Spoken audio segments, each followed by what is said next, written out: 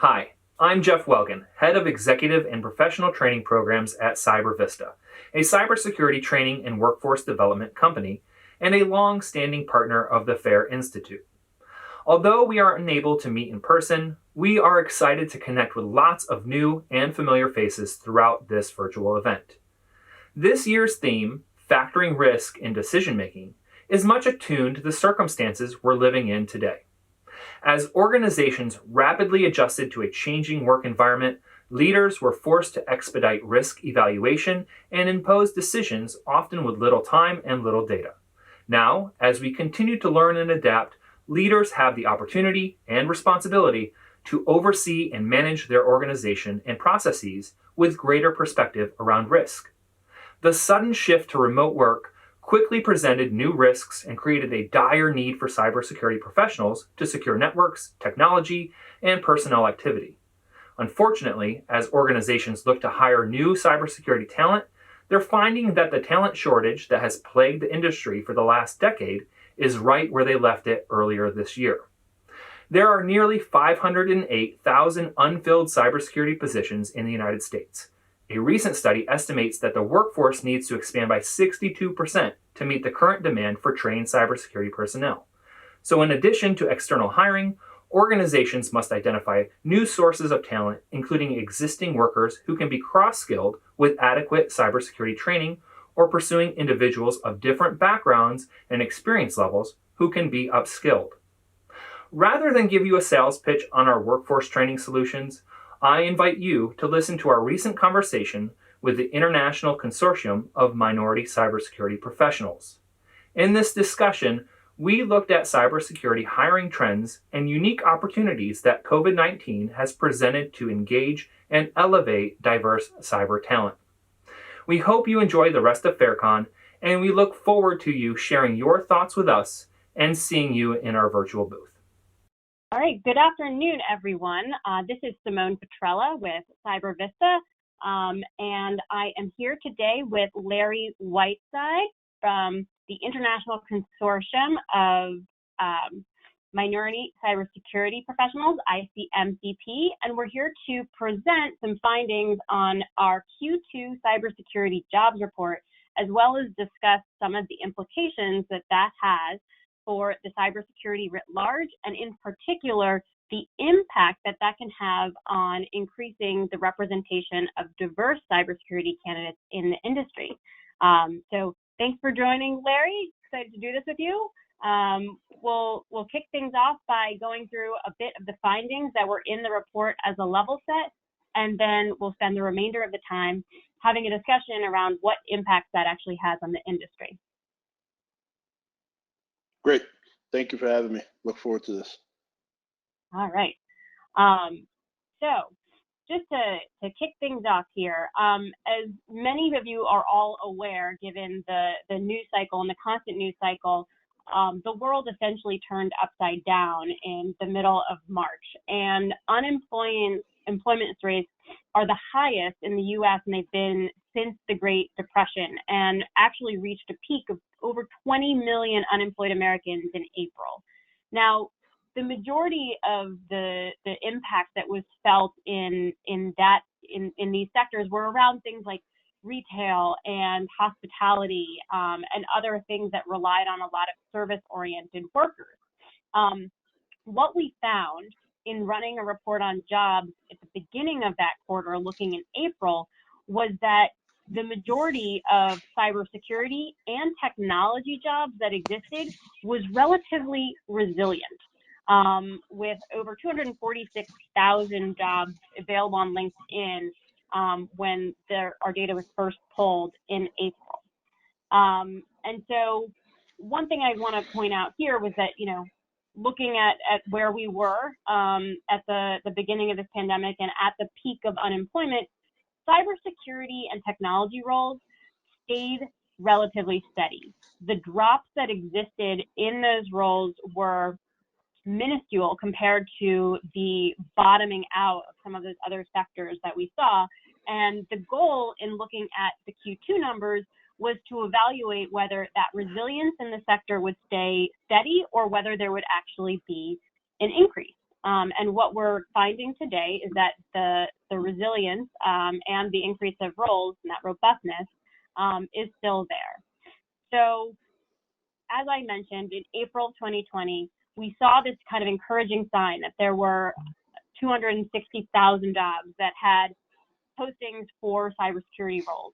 And while there were some minor downticks in certain areas, and it was largely flat as far as job creation, we, compared to other industries, made the estimation that cybersecurity and technology was not only more resilient in the current pandemic environment, but as this drug out, would actually increase and not only continue to be resilient, but show some signs of growth. What we have seen in that time since we first pulled those numbers in April is that we are now in a state where an estimated 62% of the workforce is now working remotely from home. And organizations are not only looking at the increase to their attack surfaces and the vulnerabilities inherent in having all of their workforces connect from their homes and their home internet providers on their home computer devices, but we're also seeing a corresponding increase in the hiring of cybersecurity roles within those companies. So what does this look like in terms of hiring? Well, in relation to the 22 industries that are listed in LinkedIn's workforce report in Q2, software and IT services have made an incredibly impressive comeback month over month. So you can see that there was the job postings of that 260,000 number that was in April of 2020. In May, we saw that slight decline by 20,000 jobs, or just under 20,000 jobs, 244. And in June, we had an incredible rebound and demand of, over 100,000 job positions within that month alone. So month over month, that initial premise is starting to prove out. Now, if you dive into that data a little bit more, what we have found is that the greatest rebound in openings are in industries where we have seen some of the biggest shifts in a reliance on technology and implications. So healthcare and financial services have really rebounded as far as potential openings. Information technology and services has also increased significantly, as well as some slight increases in both computer services and retail. Now, one of the items that I want to point out here before moving on is this makes a lot of rational sense. Healthcare, where there had already been a bit of a move towards teledoc and remote services, has had to essentially double down. For anyone that's not addressing a COVID-related issue, that has required a greater reliance on IT infrastructure and security, given the sensitivity of that information. Financial services was always in that boat, but now we have an entirely, remote demand to do all kinds of banking for both consumer as well as corporate clients remotely as well. And then for information technology and services, this one is particularly interesting because those are the sectors that were in many cases the most equipped to already be in a service and remote virtual ready environment, because they're not necessarily creating something that involves the manufacture of hard goods or something that requires a huge physical presence, both in personnel as well as output.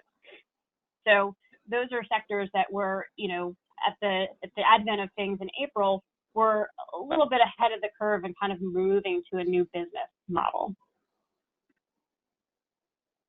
Now, one of the interesting findings that we did have in looking at the job numbers was that companies are starting to make significant strides in thinking about remote work as a general norm moving forward.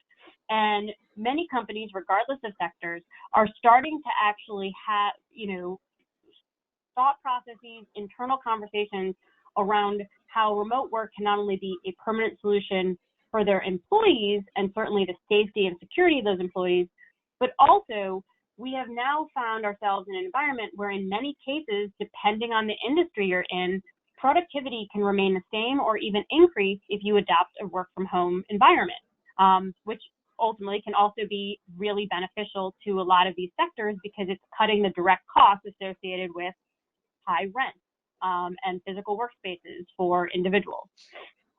So the premise here is that there's also simultaneously, as we're seeing the resilience in the job market, an opportunity that's being created right now for employees to either relocate elsewhere because it's work from where you are versus work from where the work location is or traditionally was, in addition to providing companies the opportunity to identify, recruit, and look for talent in geographies that they may not have alternatively had access to or tapped into. So, as a example here, some of the most notable that we saw in our findings was from San Francisco, the transplants to Seattle and Austin, where 7 out of 8 of every 10,000 workers have relocated within the last 12 months.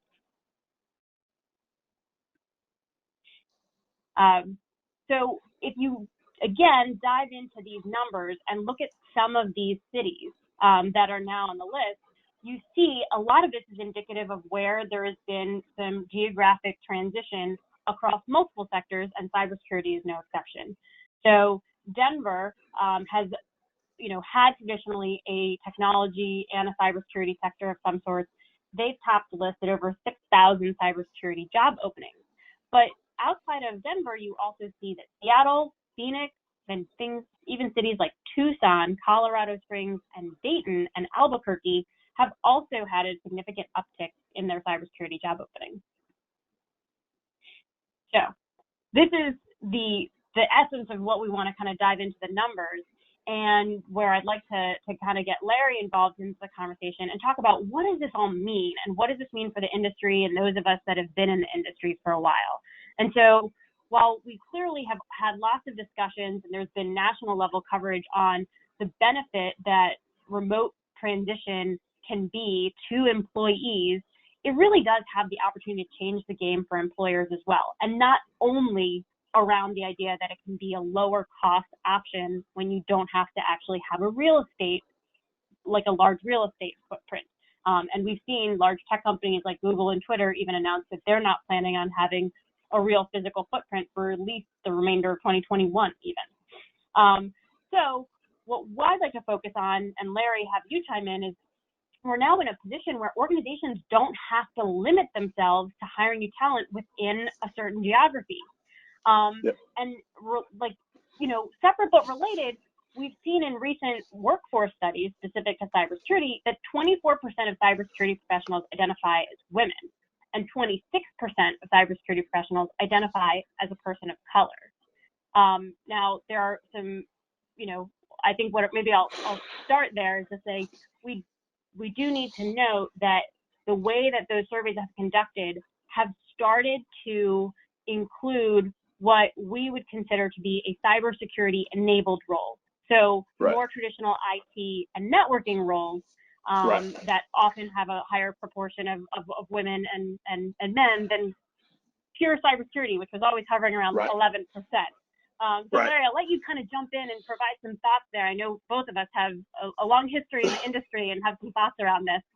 Yeah. So first I'll say thanks for including me. The statistics that you guys have gathered related to the jobs is really eye-opening, but I think it really supports what we've thought all along, right? That cybersecurity as a growing industry is one that is sort of sustainable, right? It's something that's going to be sustained through multiple things because threats don't stop, right? They don't stop for pandemics, they don't stop for hurricanes, they don't stop for earthquakes, right? They actually become it becomes a bigger target when these types of things happen. So for our field, right, that means there's more opportunity.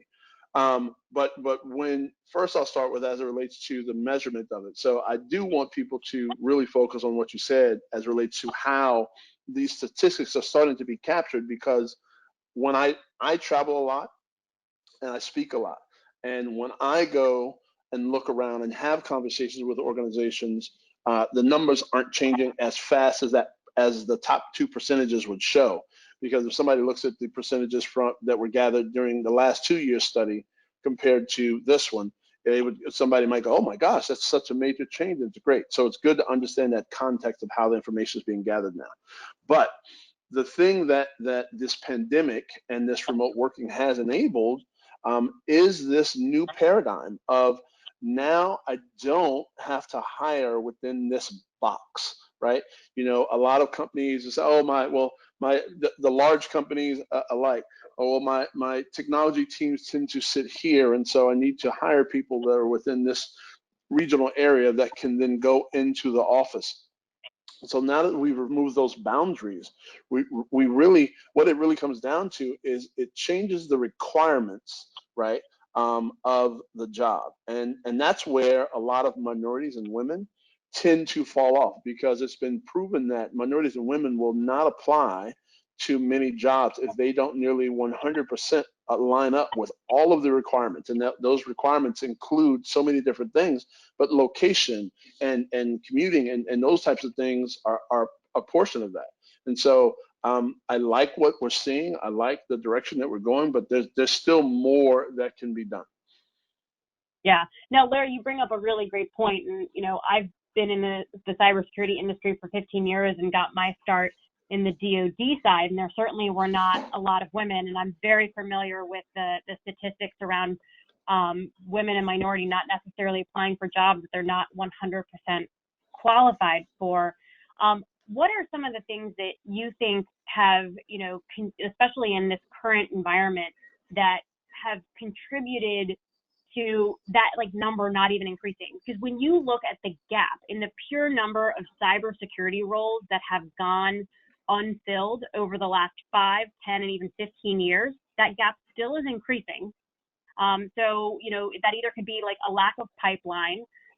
Certainly it is a lack of pipeline, and a lack of just available talent overall. So if that gap is so wide and there just aren't enough people to fill the jobs in the first place, why are there not more concerted efforts to actually target women and minorities? Because it's not like there's anyone else that does have the qualifications that is applying for those jobs.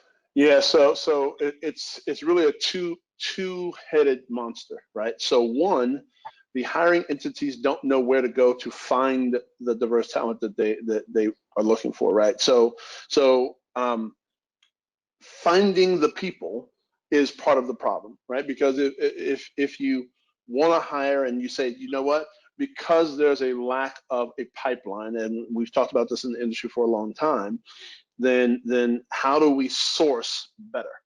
And so it's a combination of sourcing and job requirements, right? So if you look at the job requirements and the way that they call them out, right? And we've talked about this a number of times in our industry, that whole 1 to 3 years. Well, an entry-level role, you want 1 to 3 years experience. Well, where does one get 1 to 3 years experience if I've never had a role before, right? So you have that and the sourcing problem. Then you couple that with women and minorities not wanting to apply because they don't line up 100% to everything you put in the job requirements, right? Which includes that 1 to 3 years experience for those entry-level roles, of which makes up one of the largest portions of this job gap. So how do you then bring those two things together? And it's going to take minorities and women finding a way to move past the mental block that comes with not applying for roles that you don't line up to 100%, and it's going to take organizations, right, to really change the way they source for jobs, right? You have to be more purposeful, just like the social injustice things that are going on now, where people are saying, you know what, I can no longer lean back in my chair and say, right, well, I'm not part of the problem, so I'm fine. Because leaning back in your chair means you're actually not part of the solution either. And so with the social injustice that's going on, people are starting to lean in. Everybody is starting to lean in and have tough conversations that before they just wouldn't have. So now with that lean in, that's what needs to happen in the job industry. Companies need to start leaning in, being purposeful in their hiring. They need to lean in, being purposeful in their sourcing. They need to lean in and start changing the way that they define the requirements for these jobs, right? Recognize the hindrance that you cause by saying 1 to 3 years. Recognize that the way jobs are worded are forcing minorities and women to not apply because of the mental block, right? And so by leaning in that way and making those types of impactful changes, and hopefully, right, that coupled with finding better sourcing mechanisms, they'll be able to make some changes and get more of the types of more applicants in general, but then also more of the types of diverse applicants that the industry so needs. Yeah, so I want to really pull on a thread that you mentioned here, because we had, as we were all collectively going through this data, we had, a similar or like kind of conclusion that there's the applicant side, which certainly needs to change, but a lot of this comes into the leaning in of the organizations, whether they be corporate entities, agencies, organizations that need to not only be ready and willing to hire cybersecurity talent at these growing rates, but invest in unique and innovative strategies that are going to make a true dent in the talent shortage that exists, and really rethink the way that they're bringing kind of this talent into there. And to your point earlier, of the 298,000 cybersecurity job openings of out of all the ones that exist, approximately 298,000 of those job openings have garnered fewer than 10 applicants, which dovetails exactly into what your commentary is there. So you're not getting a ton of applicants for all of those thousands of jobs. And then on top of it, more than half were promoting open entry-level positions, which probably needed 1 to 3 years of experience. Right. So let's spend a little time talking about what can organizations do on that side of the equation in this environment to really think about where they can not only kind of source and recruit, but grow in some cases this talent as well. Yeah, so there's a lot of different mechanisms that organizations can use, right? So from a sourcing standpoint, right? So ICMCP is becoming a sourcing mechanism, and we are partnering with, WITI can be a sourcing mechanism. Women in Security and Privacy can be a sourcing mechanism. WESIS, Women in Cybersecurity, right? And we're partnering with all those organizations because the reality is there's another one, Blacks in Cyber. All of these can be sourcing mechanisms. It's just that organizations have to seek them out.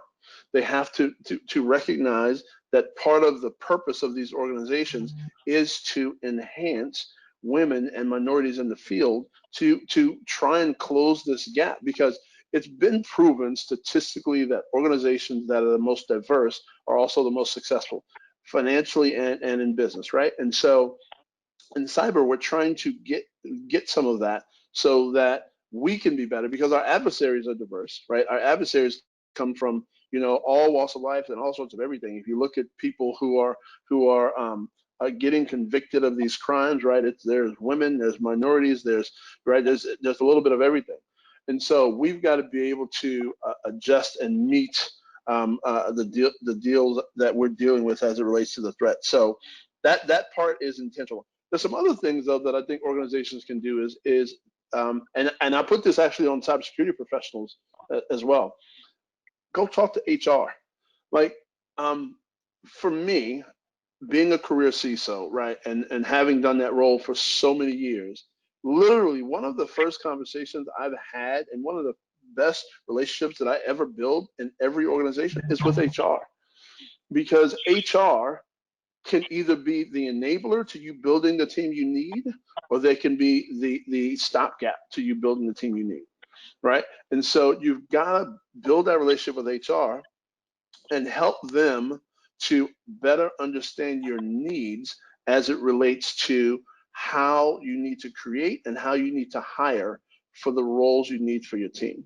And you need to help them get out of their own way as it relates to job descriptions, as it relates to salary bands, as it relates to all of those different little things that we have to deal with in bringing people in and hiring them. Because a lot of times what I found is, right, HR is guided by salary bands. And so they say, well, if the salary is going to be within this range, then they need to have these requirements. Oh, they're going to make this much. They need to have a college degree.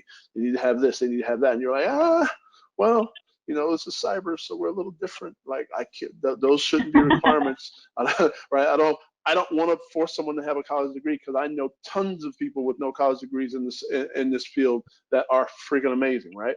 I don't want to require X certifications, and because you know what, I know tons of people that don't have these certifications that are amazing. So we've got to make sure that we are working with them because they don't know our field like we do. And so if we continue to just let HR build it based on HR's 30, 40, 50, whatever number of year history in building and sourcing talent, then we're going to continue to struggle the way we have been. Yeah. Well, and one thing, Larry, I know that, this has been a soapbox issue of mine for a number of years is you look at the, history of some of the most highly respected cybersecurity professionals and leaders in industry today. And we don't have the talent that exists today, although there's too little of it, didn't necessarily come from some external source of a cybersecurity pool of talent. Very few people that you meet who have been in the industry for any period of time have a cybersecurity degree or, grew up through what would be considered a traditional cybersecurity specific career trajectory. In fact, almost everyone that, I've had the pleasure and honor of working with have had some really diverse and interesting experiences, which I think kind of goes to the point of why diversity is also so important. And yet you see in a lot of the talent kind of sourcing and pipeline side, we spend so much time talking about how are we going to grow these candidates, how are we going to get these candidates to grow out of trees and come out of universities and kind of be able to just plant them into a stock somewhere, and then they're going to be successful because that was their training from the get-go. And beyond the fact that you just can't, you're never going to be able to make up that ground with enough time, I think it sort of takes a amount of pressure that it shouldn't take off of employers to either have the conversation with HR, or instead of just saying, here's the pay band pushback and here's what we need to pay for these different roles, try and think about, well, how are we actually going to grow some of this talent internally? Or how can we look at a, type of profile of a person that would be successful in the field, and we can make the investment in actually bringing them into the fold and making them successful in the jobs that we need them to do. And I think one of the things that often kind of becomes a scapegoat and a fallback for companies and organizations is that, well, we're going to rely on someone externally to produce this talent for us. And we've been doing that for 15 years and it hasn't worked. So, right. How do we start to think about how we as representatives in companies and enterprises and organizations can take a more proactive role in saying, no, investing and growing talent is actually part of our workforce strategy, which is ultimately part of our security strategy. Yep. No, I agree. It's interesting. I mean, this is, I take sides across this because we've been dealing with this for so long, right? This is not a new challenge in our industry, and I take a deep breath every time we start talking about these things. But I'm waiting for that, and I think now, people are starting to listen. I think now that things are starting to move a little bit, and we're getting some traction, because I think cybersecurity leaders and practitioners in the field are also tired because we're all drowning, we're all overwhelmed. We're all dealing with the nation state attackers, and it's so easy now to be a threat. I was talking to my 17-year-old, my middle son, and he's like, "Oh yeah, Dad, all my friends do this stuff. That's all stuff they do." And I'm like, "Wait, what?" And so the novelty of being a quote unquote hacker, because of the easily and readily available ability to get kits and all these different things, is just it's definitely making us say we've got to do something differently to get people in to help thwart this. Yeah. Larry, have you seen any companies that you've worked with, or even leaders and other career CISOs that you've worked with and for over the years?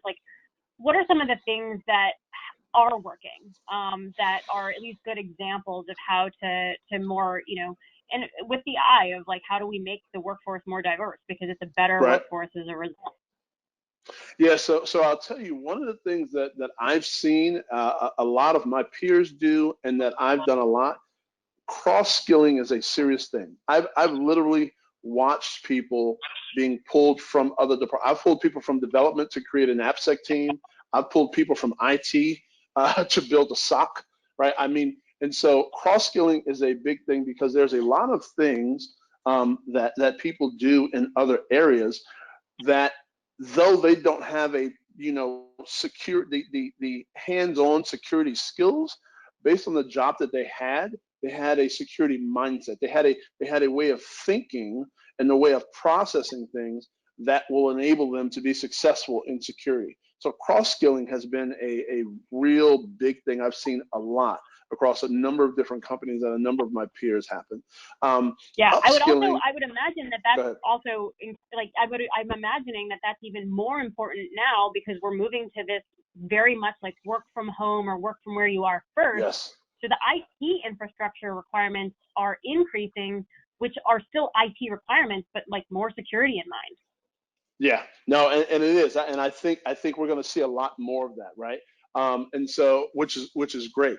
The upskilling piece, I'm going to tell you. So, we are our own worst enemy when it comes to upskilling, because we have yet to figure out career planning in cybersecurity.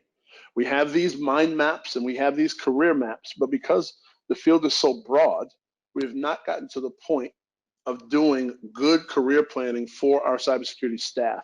And it's partially because, from my perspective, my opinion is part of the reason we don't do good cybersecurity planning, because if we make a plan to move people into different roles, our ability to backfill them is non-existent, right? So because it's so hard to get people, we don't want to plan for people to move out of the specific roles that they're in, because then how do we backfill it, right? How do we then get somebody into it? It took us so long to get that person into that right role for me to say, okay, in 3 years, I'm going to now, in 3 years, I'm going to groom you to go into this more senior role or to a different role inside the organization, right, to help in a different way.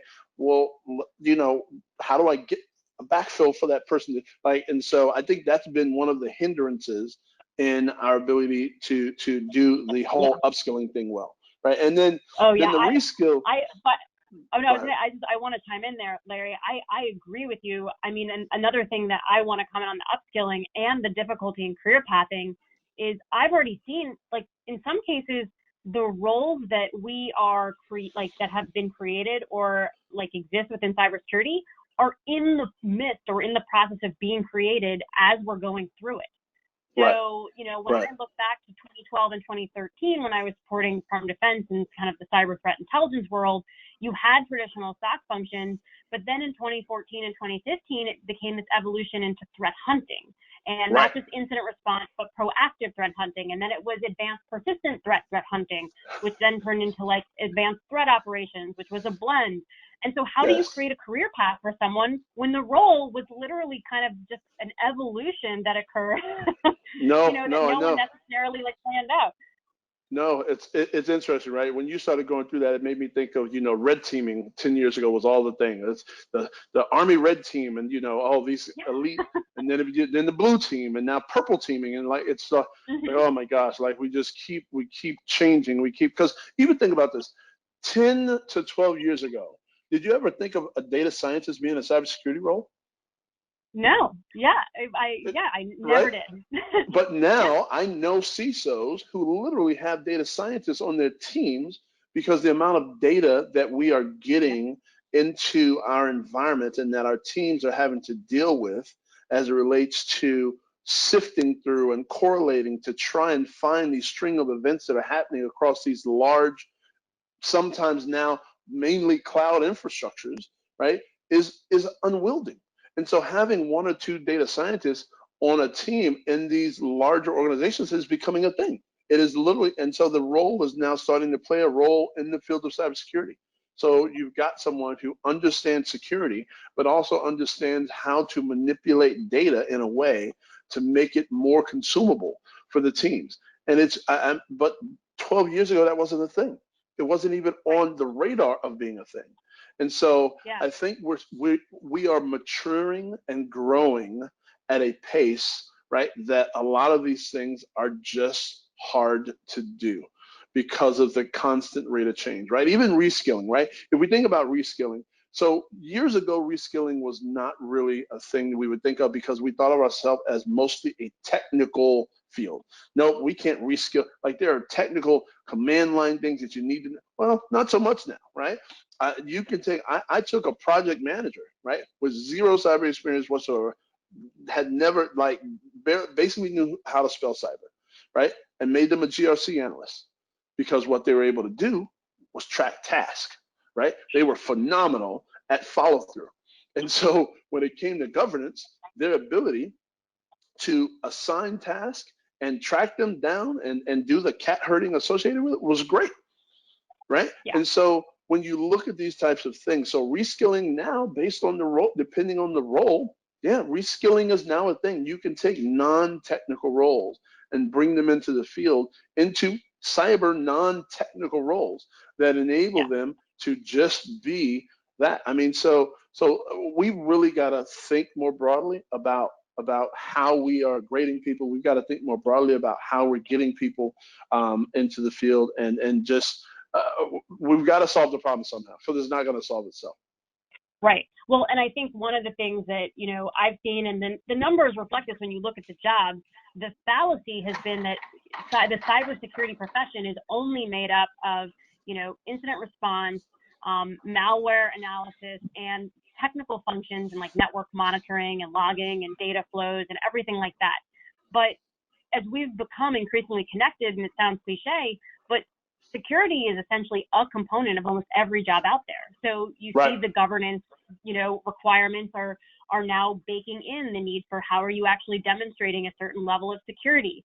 We're seeing that within the Department of Defense in trying to roll out standards for any of the companies they contract with that can certify that they're at a certain level of maturity, that there are technical components to that, but there's an auditing and a controls and processes, and that's not necessarily a purely technical skill set, even though it requires knowledge and fundamental understanding of cybersecurity. So like the lines between roles that have traditionally always existed that are now a version of a cybersecurity role, like that's expanding. I mean, it's almost kind of going out into infinity if you think about it. Like, you can't even really, as the CEO of a company, I can't be the CEO of a company without thinking about the implication that security has on every one of our business decisions. Right. No, absolutely. And it's interesting, right? Even with that, an article came out this week talking about the pandemic has begun to elevate the cybersecurity role in businesses for the CISO. And I think that was already happening, but the reality is that's starting to happen globally. Every organization is starting to realize the pervasiveness of cybersecurity's impact across every component of the business, and that having that conversation, having that relationship, being able to integrate them into the conversation earlier is better, which then means as cyber becomes more important and gets leveled up in the business, that you have to have more talent that knows the business, right? But can then also, as they understand the business, understand what cybersecurity's impact is going to be on the business. So you can have a business major, right? Or someone who has that and hasn't really been a technologist that can come in and be a role and play a role inside the field of cybersecurity, right? And so it's really expanding. It's becoming very interesting from my standpoint. As I've been in this 28 years now, and I've watched it go from a largely hands-on, network security type of skill set to this now super broad aspect of where we're heading, and it's going to get interesting. Yeah, Larry, what's your take on? I mean, we kind of have talked about like, well, here's what employers or organizations really need to do to kind of, move to the next level, and how they can think a little bit more creatively about these like potentially already in their company's pools of talent.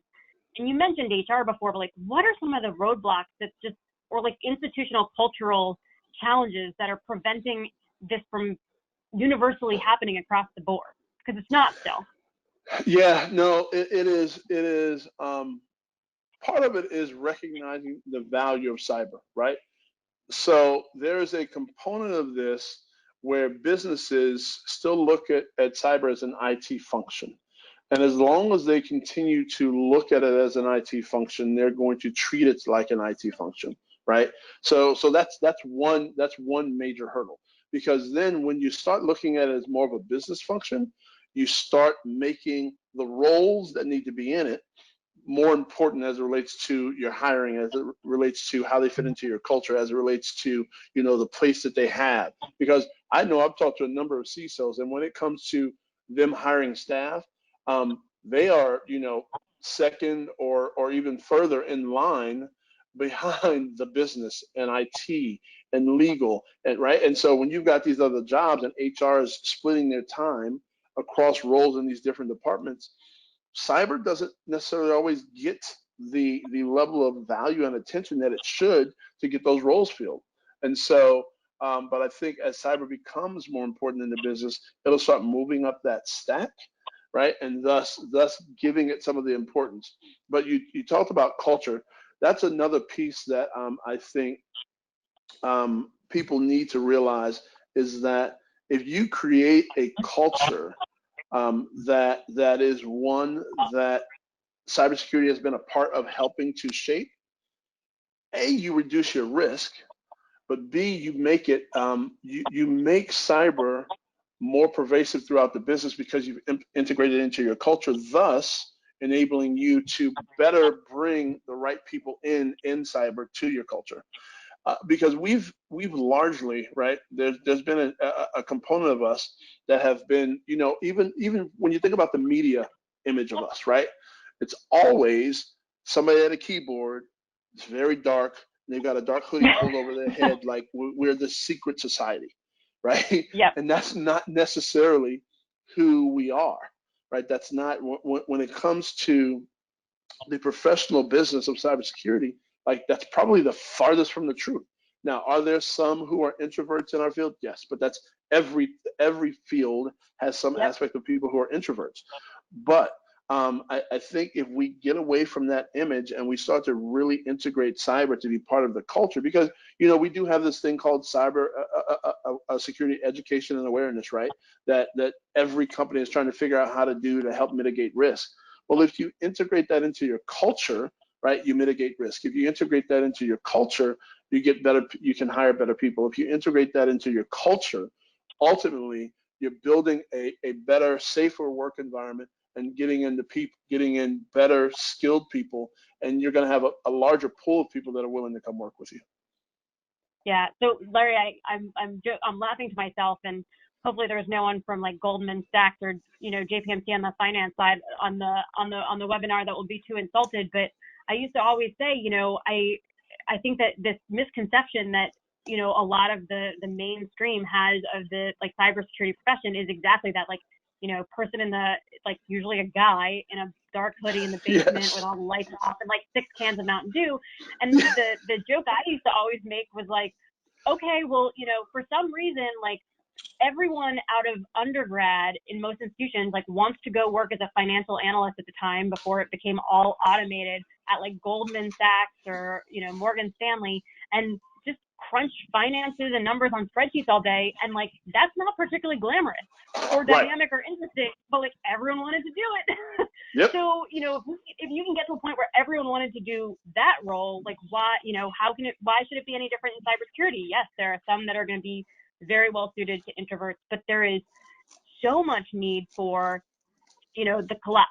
collaboration. In fact, it's only getting more extreme as you look at the systems of companies and the networks that just are so complex and require a lot of dynamic management across the board. But somehow we're like still stuck in that trope of like guy in his basement. Yes, it's amazing. Every time I see a story on the news, right, and they're talking about some sort of breach or something, it is literally, close to the exact same picture of the same guy. You can't really see his face in a dark hoodie that with ones and zeros going across their computers, their laptop screen that they're sitting huddled over. It's just, it's comical to this point, but in some instances, it's actually kind of sad. Yeah. Do you, one thing I've noticed in some of the clients and organizations we've worked with, and a lot of it has come down to, not only how are they going to implement tactics or techniques to upskill or cross-skill or reskill certain populations, but you often have to take a step back first and say, well, what's my workforce strategy? Like, what am I trying to accomplish here? And one of the common things that we hear as far as pushback, when you start like really digging in with the hiring managers, in many cases in like the SOC managers or the incident response teams or the pen testers, and definitely more of the technical roles, is you start to ask them like, well, who's the ideal candidate for you? As you think about how you can maybe like grow or tap into these alternative sources of talent.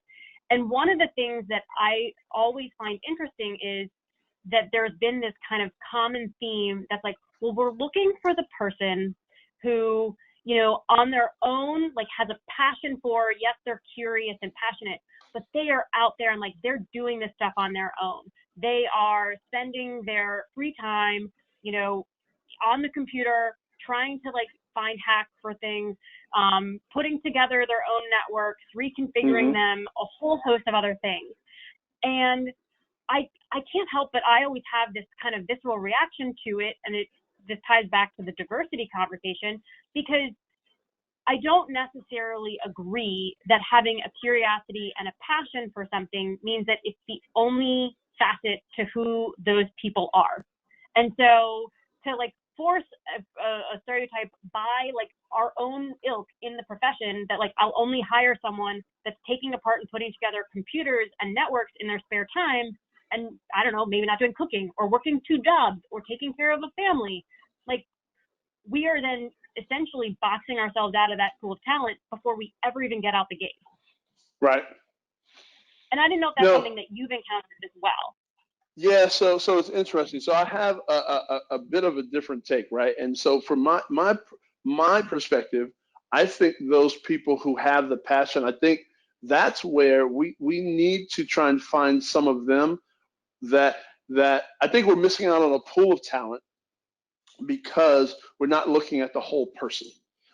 I think we have systematically gotten caught up in the certifications and degrees because that's where the industry started going, that we're missing people who could potentially add value and could achieve and accomplish the things we need them to in roles in cyber because they are doing it and have a passion for it on their own, right? And so I'll give you an example. So I had a gentleman who didn't have a degree. No, he had a degree in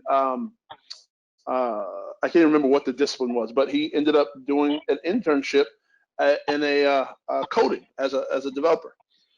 But in conversation with some of his coworkers, he was telling them about this AWS environment he had stood up and the security things he was doing in AWS and all these different things, because that he was curious. He had a curious mind, and he grew a passion for cloud security.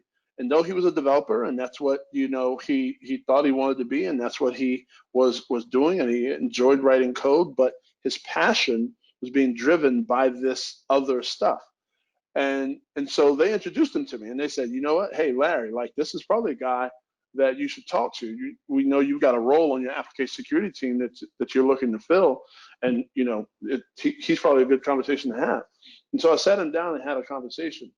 And when I had that conversation with him and began realizing the passion that he was showing related to security and these other things in the cloud, coupled with his development knowledge and understanding, right? Coupled with, those things, I was like, oh.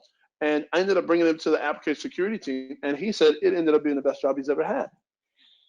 And so, but had I not known about this side passion, had I not known about this thing that his curiosity was driving him toward, that he started to fall in love with more than development, I wouldn't have known. And I say this to say that I think passion is important, right? I've been in this field for 28 years, and I truly, truly, truly believe I was purpose built for this.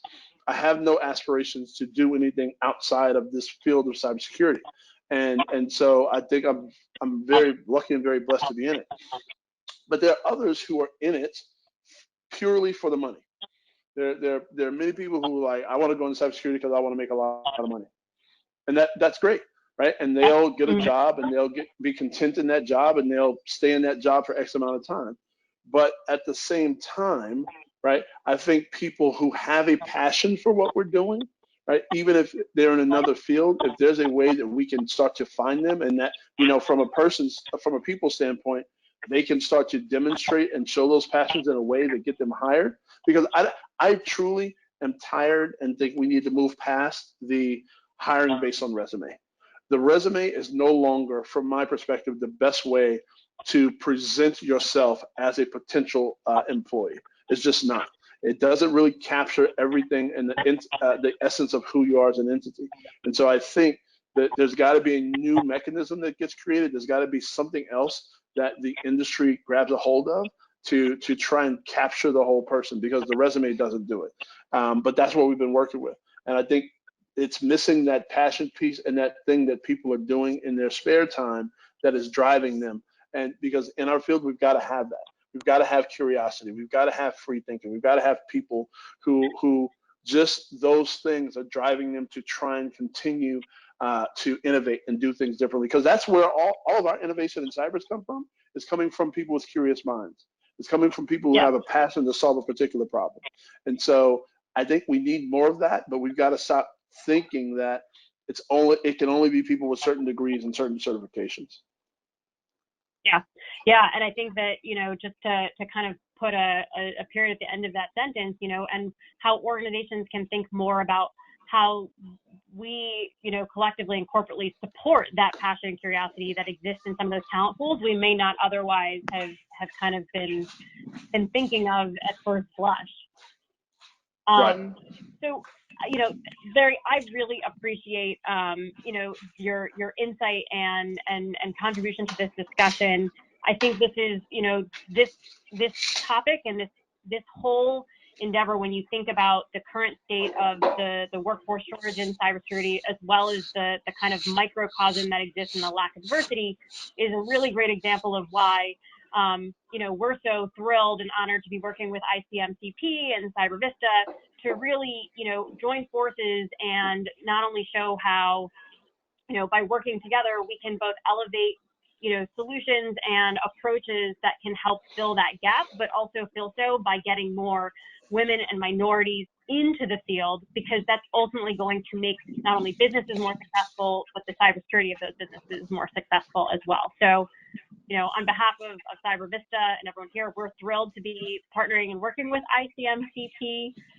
And for those of you on the webinar who have listened to this recording and want to learn more about either organization, please visit ICMCP's website at icmcp.org. Larry, anything else that you want to say there as people are looking into your organization a bit more?